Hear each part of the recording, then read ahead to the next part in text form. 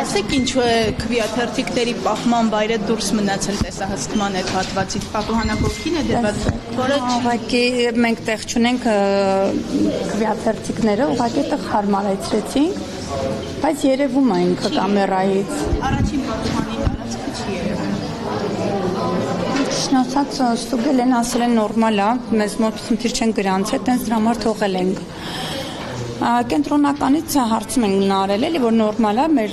կահավորանքը 3 նիստից հետո կամերայով որ երևում է այս պատուհանները։ Ամեն դեպքում արձանագրել Թերթիկները, չգիտեմ, այդքան